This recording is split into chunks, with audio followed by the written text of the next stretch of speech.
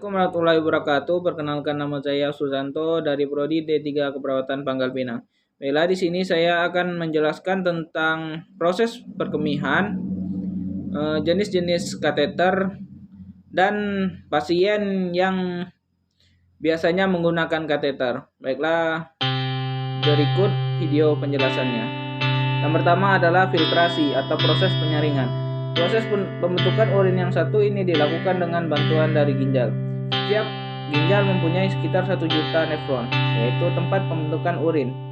Tahap ini terjadi di badan makhluk biji yang terdiri dari glomerulus dan kapsul Bowman. Glomerulus bertugas menyaring air garam, glukosa, asam amino, urea, dan limbah lainnya agar dapat melewati kapsul Bowman. Hasil penyaringan ini kemudian disebut sebagai urin primer. Urin primer termasuk urin di dalamnya merupakan hasil dari amonia yang sudah terakumulasi. Hal ini terjadi ketika hati memproses asam amino dan disaring oleh glomerulus. Kedua adalah reabsorpsi. Setelah filtrasi, proses pembentukan urin selanjutnya adalah reabsorpsi, yakni penyaringan ulang. Sekitar 43 galon cairan melewati proses filtrasi, namun sebagian besar akan diserap kembali sebelum dibuang. Natrium dan ion-ion lainnya akan diserap kembali secara tidak lengkap dan tertinggal dalam filtrat dalam jumlah yang besar. Kondisi ini dapat terjadi ketika seseorang mengonsumsi lebih banyak makanan, sehingga menghasilkan konsentrasi darah yang lebih tinggi. Hormon mengatur proses transportasi aktif, yaitu ion seperti natrium dan fosfor, diserap kembali. Yang ketiga, sekresi atau augmentasi. Sekresi adalah tahap terakhir dari proses pembentukan urin. Beberapa zat mengalir langsung dari darah di sekitar tubulus distal dan tubulus pengumpulan ke tubulus tersebut.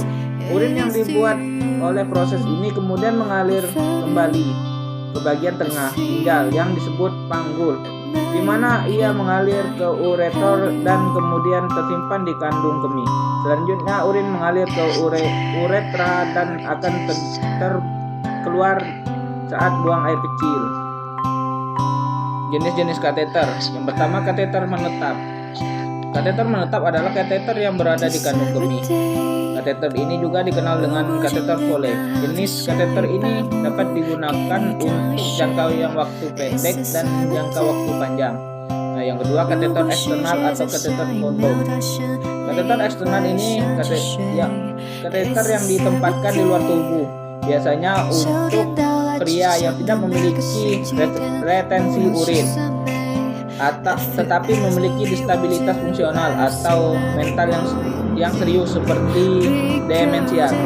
Nah, kateter ini digunakan pada pasien yang tidak dapat membuang air kecil sendiri, tidak bisa mengontrol kencing, memiliki masalah kesehatan kandung kemih, dirawat inap untuk operasi, sedang dalam koma, dibius dalam jangka waktu yang lama.